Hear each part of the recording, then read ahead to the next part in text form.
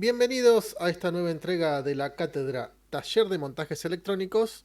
Nuestro tema de hoy, condensadores o capacitores, dependiendo del texto, como ustedes prefieran. Es lo mismo llamarlo de ambas maneras. Los condensadores o capacitores son dispositivos que permiten almacenar energía eléctrica. Están formados por dos conductores próximos y que se encuentran separados por algún material dieléctrico. Los materiales dieléctricos son los materiales aislantes y por lo tanto constan de dos terminales.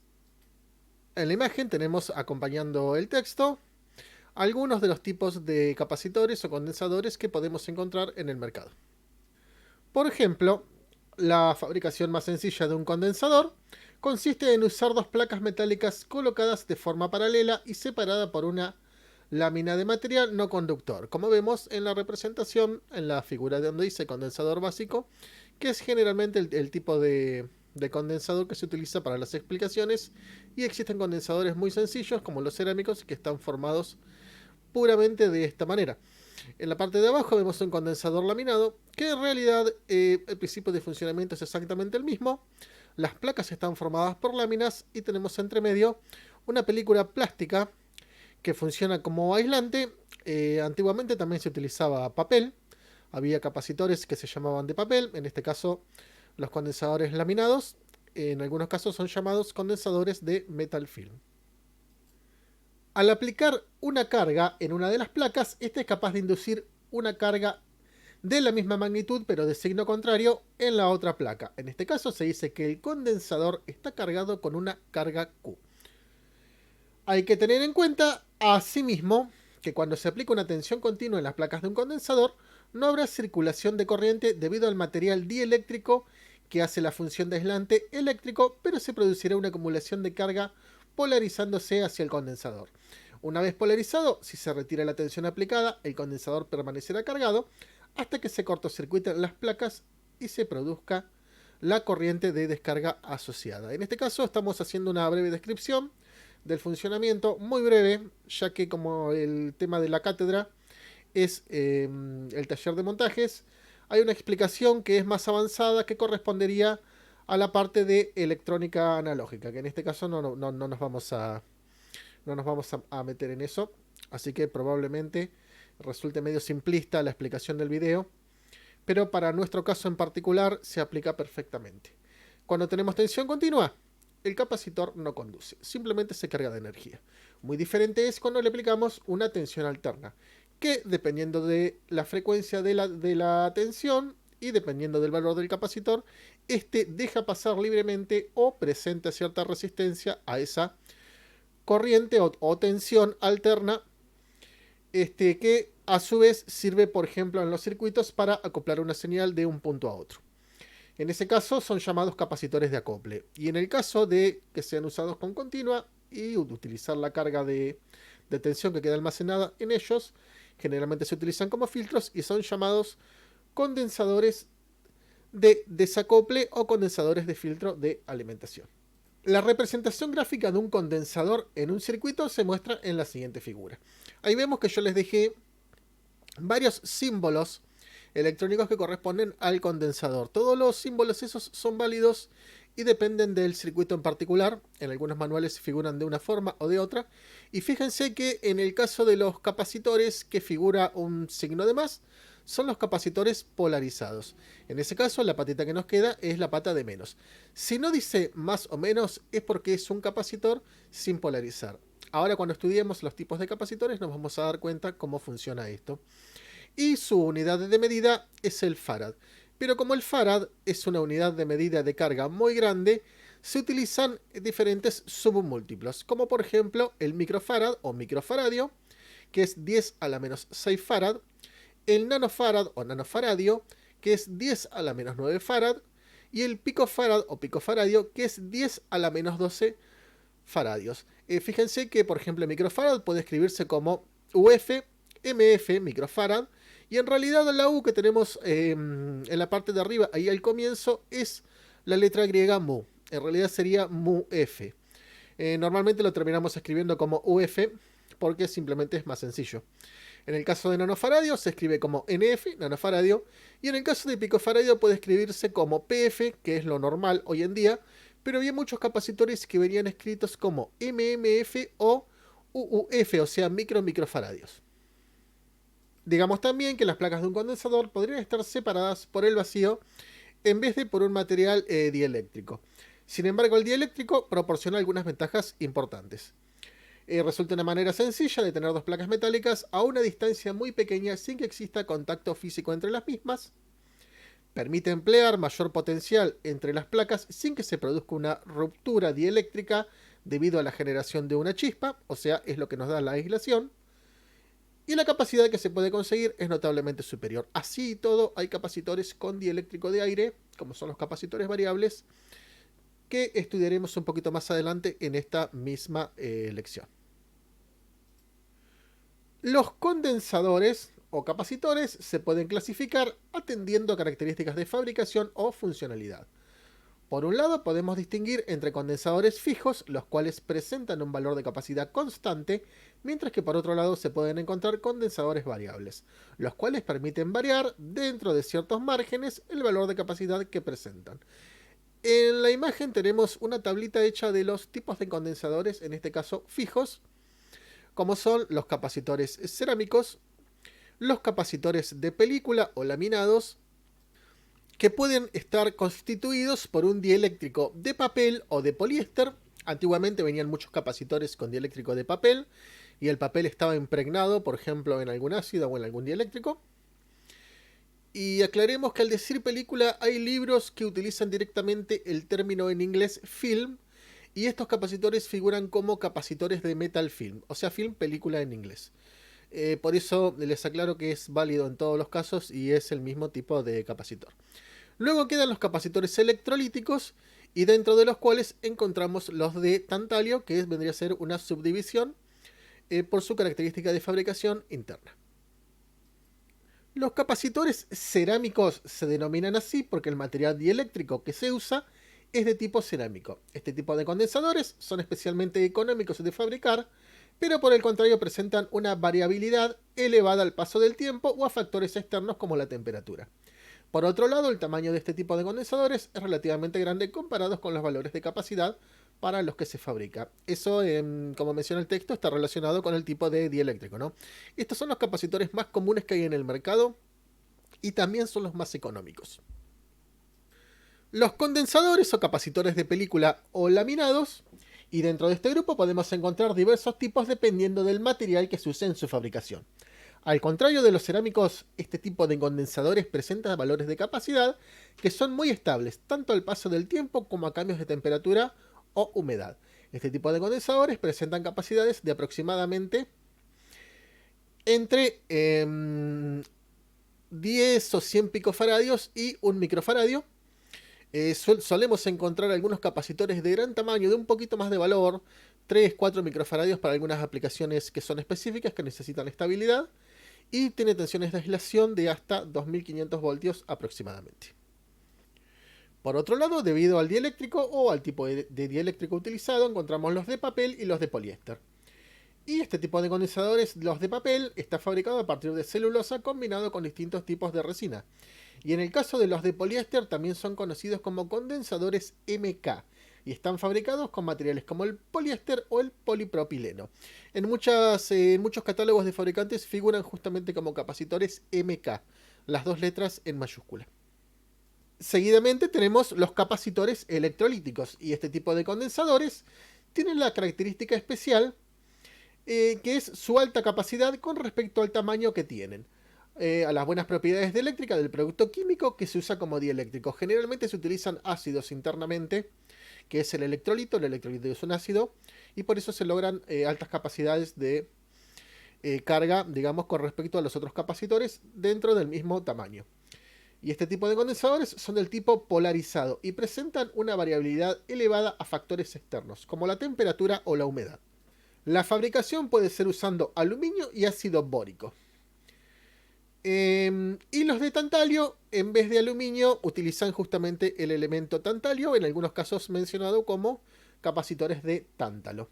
En este caso, los capacitores electrolíticos presentan, justamente como dice el texto, una gran variabilidad con respecto a su valor de capacidad, porque aquí, como se utiliza un ácido internamente, ustedes saben que los ácidos, cuanto más temperatura, el ácido actúa más, y cuanto menos temperatura, menos. Entonces, a medida que la temperatura sube o baja, el valor del capacitor sube y baja dentro de ciertos valores, y hay tolerancias grandes para los capacitores electrolíticos. No son estables, pero generalmente se utilizan en filtros de fuentes o filtros de líneas de alimentación, y normalmente se utilizan valores grandes, y en esos puntos, en muchos casos, no es tan crítica, digamos, la estabilidad con respecto al valor.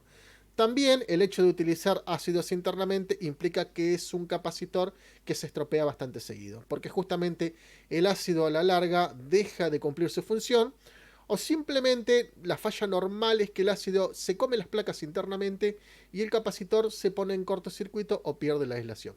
Ahí es cuando los empezamos a encontrar, por ejemplo, en aparatos electrónicos en donde se hincharon. Porque el ácido, al perder la aislación de las placas, comienza a levantar temperatura por la fuga de corriente. Una vez que llegó a cierta temperatura, el ácido se gasifica, incrementa su volumen y la cápsula se hincha. Ahí es donde vemos los clásicos capacitores electrolíticos que se hincharon y la cápsula quedó gorda, como si hubiera comido mucho, pero eso es porque al cambiar el volumen, al pasar de sólido a gaseoso, el gas internamente empuja hacia afuera e hincha la cápsula. Normalmente el capacitor tiene una válvula de seguridad de arriba para que se rompa, porque si no explota. En muchos casos los capacitores electrolíticos pueden llegar a explotar y a salir la cápsula volando, como era una característica de los capacitores viejos en donde estallaban. Los capacitores nuevos tienen cortes en la cápsula para que se rompa y simplemente se salga la presión y no estallen. Pero una vez que los encontramos en este estado es porque el capacitor ya se gasificó y por supuesto no sirve más, ¿no? En ese caso ya lo único que queda es tirarlos a la basura. Por último, los condensadores de tantalio o de óxido de tantalio. En realidad es un tipo de capacitor electrolítico como los que habíamos visto y están polarizados también como los electrolíticos. Tenemos una patita más y una patita menos. Y sin embargo, los condensadores de óxido de tantalio tienen un valor de capacitancia mucho más alto para lo que es su tamaño por los materiales utilizados. Son más caros debido a que que los de óxido de aluminio, pero son más confiables, más estables y funcionan mejor en ciertas frecuencias. Los condensadores de tantalio a menudo se usan como condensadores de desacoplamiento o derivación, lo que reduce el ruido electrónico en los circuitos digitales. En ese caso está hablando el texto de capacitores de filtro. Como siempre yo estoy usando el texto del cuadernillo de la cátedra, ¿no? En este caso los capacitores de tantalio son capacitores electrolíticos pero de muy buena calidad. Si bien no llegan a los valores de un capacitor electrolítico, son mucho más estables y se suelen encontrar, no son tan comunes tampoco, pero se suelen encontrar en osciladores de baja frecuencia o lugares en donde la estabilidad es importante y no ponen un capacitor electrolítico común por las variaciones que sufre con la temperatura. Bueno, los capacitores de tantalio se utilizan mucho para osciladores o para lugares en donde se temporizan tiempos muy exactos, como por ejemplo en el automóvil, en donde hay una gran variación de temperatura dentro de lo que es el habitáculo del motor. Y los temporizadores, por ejemplo, tienen capacitores o condensadores de tantalio para que sean estables y no se varíe su tiempo de temporización cuando varía la temperatura. También he incluido otros modelos de capacitores o condensadores que en su época yo los utilicé muchísimo, pero hoy parece que están desaparecidos del mercado. Como son los condensadores Plate, que están hechos con plata, en algunos casos se llamaban capacitores cerámicos de plata, que son de mejor calidad que los capacitores cerámicos comunes, y los capacitores tubulares, que son iguales que los capacitores cerámicos, pero con forma tubular. Los Plate en otra época eran capacitores de muy buena calidad, y se utilizaban en los circuitos electrónicos cuando queríamos utilizar algo que sea mejor que un capacitor cerámico común. Y los tubulares se vendían como capacitores en su momento de muy alta estabilidad. Yo los utilicé mucho en la época de las radios a válvulas, porque eran mucho mejores que los capacitores comunes. Pero este tipo de capacitores de condensadores ya están bastante desaparecidos del mercado. y en los libros ya no los incluyen. Lo agregué como una muestra más para que quede la mención hecha en el video, pero lo he buscado incluso en los catálogos y si bien me parece que todavía algunos proveedores los tienen, la mayoría ya figuran como discontinuados. Por eso ya directamente los pasé a la parte de capacitores que ya no se utilizan o capacitores en desuso. ¿Cómo se lee los valores de los capacitores? Existe una codificación precisa para indicar el valor de las resistencias con el famoso sistema de bandas de color que vimos en uno de los videos anteriores. Por el contrario, los capacitores o condensadores, los fabricantes utilizan diferentes métodos, creando a veces un poco de confusión. He juntado, he hecho una recopilación más o menos de todos los métodos que hay de lectura de capacitores y lo he recopilado en este video. Y por ejemplo, en el caso de los capacitores electrolíticos, no hay ningún tipo de misterio, ya que el valor del voltaje de aislación y la capacidad en microfaradios viene indicado en su cápsula de manera impresa. No hay mucha manera de errarle con los electrolíticos porque sus valores siempre están en microfaradios. Incluso a veces dice 0.47 o 0.1, pero sigue estando en microfaradios. Y en este caso está indicado el voltaje de aislación. Y cuidado que al decir voltaje de aislación, estamos indicando un voltaje al cual no podemos utilizar el electrolítico. El voltaje de aislación, por ejemplo, en la imagen de 25 voltios, indica que ese es el voltaje máximo absoluto. Los capacitores electrolíticos, por lógica, se utilizan a la mitad de su voltaje de aislación. Por lo tanto, un capacitor de 25 voltios deberíamos estar utilizándolo con alrededor de 12 voltios. Si nos acercamos al voltaje de aislación, supongamos que es de 25 y yo en mi fuente de alimentación tengo 20 voltios, lo más probable es que el capacitor dure muy poco tiempo y luego se hinche porque va a tener una fuga de corriente interna y el capacitor no sirva más. Siempre el voltaje de aislación es difícil de alcanzar, normalmente no llegamos nunca porque el capacitor se estropea y la lógica es utilizarlo al 50%. Pero cuidado, de acuerdo a la tecnología interna o a la fabricación de los electrolíticos, no podemos utilizarlos con menos del 20% del valor del voltaje de aislación. Porque si lo utilizamos con menos del 20%, el capacitor no se polariza y lo que va a suceder es que el ácido internamente se come las placas. Si tenemos un capacitor de 25 voltios, el 10% sería 2,5, o sea que el 20% vendría a ser 5 voltios. Si lo utilizamos con menos de 5 voltios, va a durar poco tiempo y el capacitor se va a poner en cortocircuito. Nunca debemos utilizar los capacitores electrolíticos por debajo del 20% de lo que está marcado como valor nominal en la cápsula. Y en lo posible mantenernos siempre dentro de ese 50% de la utilización del capacitor de acuerdo a su valor impreso. Para valores por debajo de 1 microfaradio, el tema es menos claro y generalmente se usa una codificación que consiste en un número de 3 dígitos seguidos por una letra. Esta codificación es similar a la usada en las resistencias, en donde los dos primeros valores son los dos primeros dígitos. Y el último valor es la cantidad de cero. Ahí en la imagen tenemos el ejemplo. Y por ejemplo, muchos capacitores dicen simplemente el valor, como por ejemplo 104. Que en ese caso sería, ahí tenemos el ejemplo en la imagen, 1, 0 y seguido de 4 ceros. O sea, ahí dice correctamente 100.000 picofaradios, que es igual a 100 nanofaradios, que vendría a ser 0.1 microfaradio cuando le vamos restando la cantidad de ceros, ¿no?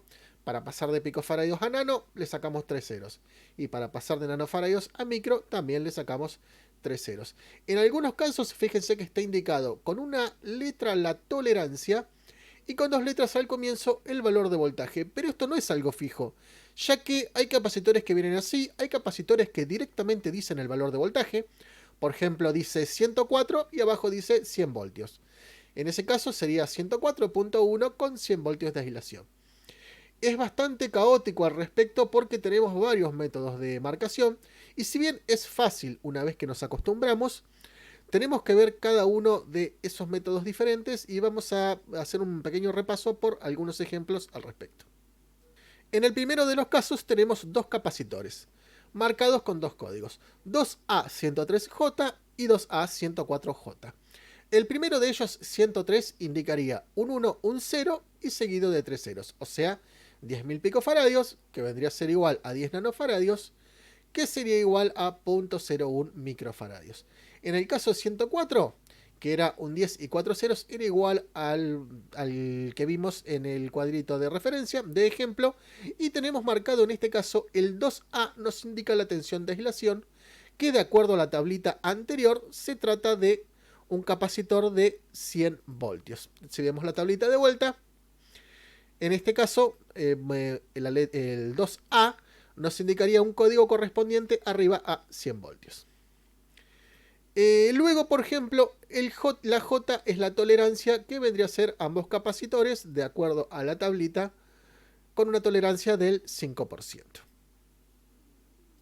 En el segundo ejemplo, tenemos un capacitor marcado como 2E473J, en donde 473 vendría a ser un 4, un 7 y seguido de 3 ceros, o sea, 47.000 picofaradios. Lo pasamos a nanofaradios y sería 47 nanofaradios. O vendría a ser 0.047 microfaradios.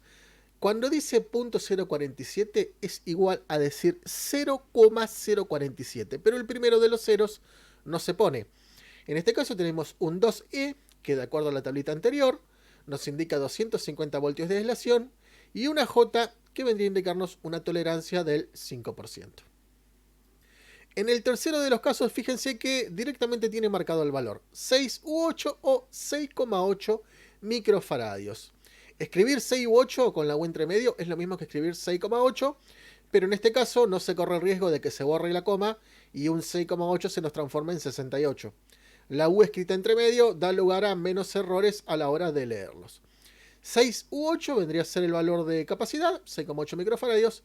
La J vendría a indicar una tolerancia del 5% y el 250 que tiene abajo es el valor de tensión de aislación, o sea, 250 voltios. Fíjense que acá directamente escribieron el valor de tensión de aislación. En todos los capacitores que son ya un poquito más grandes, directamente los fabricantes imprimen el valor de aislación. Ustedes fíjense que estos capacitores que estamos mirando no es ninguno polarizado, ninguno tiene indicado un más o un menos, porque justamente son capacitores de poliéster o de metal film, que son capacitores arrollados, es un tubito arrollado, entonces no son polarizados. Los polarizados, recordemos que eran los electrolíticos. En la siguiente imagen de ejemplo tenemos dos capacitores. Uno que dice 225K y abajo dice 63, que en ese caso nos encontraríamos con un capacitor de 2,2, los primeros dos, más 5 ceros, o sea, 2,2 microfaradios, que es igual a 2200 nanofaradios o 2.200.000 picofaradios. Difícilmente venga indicado en picofaradios siendo un valor tan grande porque sería una confusión. El 63 es el valor de aislación y en este caso la K indicaría que es un capacitor al 10%. En el segundo caso tenemos un capacitor de 224 que vendría a ser un 2, otro 2 y 4 ceros, que nos daría como resultado un capacitor de 0.22 microfaradios o de 220 nanofaradios. Lo que está indicado como 100 es el valor de la tensión de aislación, 100 voltios, y la J nos indicaría un capacitor al 5%. En el caso de los capacitores cerámicos se utiliza la misma marcación. Un 104 vendría a ser un 100.000 picofaradios o 100 nano. Un 222 vendría a ser un 2.200 picofaradios o 2,2 nanofaradios, o sea, 2 y 2 ceros. Cuando son valores muy pequeños, fíjense la parte de abajo que directamente tiene el número escrito. Un capacitor que dice 22 es 22 picofaradios. Un capacitor que dice 5 es 5 picofaradios. Tal cual como en el caso anterior, 4P7 vendría a ser 4,7 picofaradios. Pusieron la P entre medio para evitar que la coma se borre y 4,7 se termine convirtiendo en 47. Y 5P6 vendría a ser 5,6 picofaradios. Cuidado, la mayoría de los capacitores cerámicos de alto voltaje, 100, 200, 500 voltios, 1, 2, 5 kilovoltios, viene indicado el voltaje en el cuerpo, pero los capacitores chiquititos cerámicos no dicen nada de nada. Porque los capacitores que son de poquito valor de aislación, hasta 50 voltios, generalmente los fabricantes ni se molestan en marcarlos, lo cual es una confusión. Si compramos el capacitor en nuestra casa proveedora de electrónica, ahí nos van a informar de qué tensión es, pero si estamos sacando el capacitor de algún aparato en desuso y queremos saber qué tensión de aislación tiene y no dice nada, es una confusión, y de ahí en ese caso tenemos que asumir que son capacitores de máximo 50 voltios. Lamentablemente, como en muchos casos, el fabricante no se molestó en escribirlo y nos puede llevar a una confusión, por eso no tenemos que darle mayor cantidad de voltaje a riesgo de que el capacitor se termine pinchando su aislación. Por otra parte, existían capacitores marcados con bandas de colores tal cual las resistencias. En ese caso se mide igual que una resistencia. Tenemos una primera cifra, una segunda cifra, un multiplicador, que es la cantidad de ceros, y luego tenemos una tolerancia y una tensión de aislación. Ahí en la tabla lo tienen marcado, y la verdad es que yo lo incluí porque tengo capacitores de estos, pero no los pude encontrar en ningún catálogo. Me da la impresión de que no se consiguen más en el mercado marcados con bandas de colores. Los fabricantes hoy en día directamente le escriben el valor y no utilizan este sistema de codificación. Yo he utilizado muchos capacitores en los años 80 y 90 y era común encontrarse con capacitores marcados con bandas. Pero hoy en día ya prácticamente me parece que ha caído en desuso el sistema. Y en realidad, si sabemos leer una resistencia, tal cual lo vimos en el video anterior, tranquilamente podemos leer este tipo de capacitores. Finalmente, los capacitores de tantalio, al ser capacitores electrolíticos, tienen polaridad y en su cápsula tiene escrito un signo de más en la pata que vendría a ser el terminal positivo. Luego tienen el valor escrito sobre la cápsula sin las unidades. Directamente, por ejemplo, nos encontramos con que dice 4,7 y abajo dice 35, en donde 4,7 es el valor en microfaradios. Por ejemplo, normalmente dice 1, dice 2,2, 3,3, 10. Casi siempre el tantalio, por lo menos todos los que he encontrado, están en microfaradios. Entonces, claro, no le indican nada porque ya se sobreentiende que son microfaradios. Y la tensión de aislación siempre está en voltaje, en voltios, y marcado el signo de positivo en la pata donde corresponde a su polaridad. No hay ningún tipo de misterio en leerlos. Y bueno, no son tan comunes de encontrar ya en el mercado, excepto para ciertos usos específicos. Por otro lado, se pueden fabricar condensadores variables, en los que un recubrimiento móvil que gira alrededor de un eje que hace que la distancia entre las placas sea mayor y menor, variando así la capacidad del condensador. Quizás viendo los modelos más viejos nos damos cuenta más cómo funcionan. Si vemos los modelos más viejos de capacitores variables, vemos que son un conjunto de chapas que entran y salen de otro conjunto de chapas fijos sin tocarse. Hay un espacio de aire entre medio. O sea, el dieléctrico es de aire. En estos capacitores más antiguos se variaba la capacidad moviendo el eje en forma de media luna, ¿no? Movía 180 grados y vamos desde un mínimo hasta un máximo. En los capacitores más modernos, el dieléctrico de aire ha sido reemplazado por láminas de plástico. Vemos en este caso los de más arriba son los capacitores variables que se utiliza para las sintonías en las radios de AM, y los de más abajo son los capacitores variables de preajuste que se utilizan en los circuitos cuando hace falta ajustar alguna sintonía o algún parámetro que una vez ajustado ya no se toca más o no es modificado por el usuario. Los valores de estos capacitores vienen escritos directamente en la cápsula. Por ejemplo, viene escrito sobre el mismo capacitor variable 200 picofaradios. Siempre son valores pequeños, porque no nos olvidemos que los de dieléctrico de plástico, como este caso, o los de dieléctrico de aire, no es mucha la capacidad que se puede obtener. Sin embargo, estos valores de capacidad son suficientes para tanques resonantes. Y incluso los chiquititos de abajo son de menos capacidad que eso, y suelen andar alrededor de un máximo de 60 o 90 picofaradios, o 100, más que eso es difícil de encontrar. Pero los valores vienen escritos en la cápsula. Los modelos más viejos todavía estuve mirando y es posible encontrarlos en el mercado. Estos modelos de capacitores se utilizaban mucho en la época de las radios a válvulas, y si ustedes agarran alguna cosa antigua probablemente los encuentren. Los del tipo Padder y Trimmer son iguales, excepto que los Padder tenían varias chapas y lograban una mayor capacidad. O sea, era un sándwich formado por varias chapas y varias capas de aislante, y generalmente podían llegar a alcanzar valores de 200 o 300 picofaradios. Los Padder en los televisores con válvulas se utilizaban muchísimo, incluso todavía tengo, y se suelen encontrar todavía este tipo de capacitores variables en transmisores de radio. En todo lo que es transmisión se suele encontrar porque se manejan voltajes altos, que incluso pueden ser de varios cientos o miles de voltios, y hacen falta capacitores variables grandes en tamaño debido a que tenemos que tener una aislación eléctrica grande para que no se produzca un arco entre sus chapas. Finalmente les dejo como referencia de que los capacitores tipo trimmer de preajuste, el valor en realidad es el color del cuerpo. Como son muy chiquititos, es muy difícil escribir sobre ellos y son de plástico.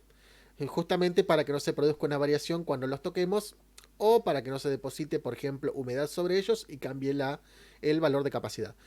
Hay una tabla que ahí se las dejo en pantalla que corresponde a sus valores de capacidad entre un máximo y un mínimo. Generalmente cuando los compramos el proveedor nos indica que es de 5, 10 picofaradios, 20, 30, etc. Y se utilizan en circuitos de radiofrecuencia y en este caso, como son valores de capacidad pequeños, solemos encontrarlos en radios de frecuencia modulada, en donde las frecuencias son altas y hacen falta capacidades bajas. Y ese tipo de cosas que si no andamos en transmisión puede ser que quizás no lo vean nunca. Bien, es todo por este video y nos encontramos en la próxima entrega.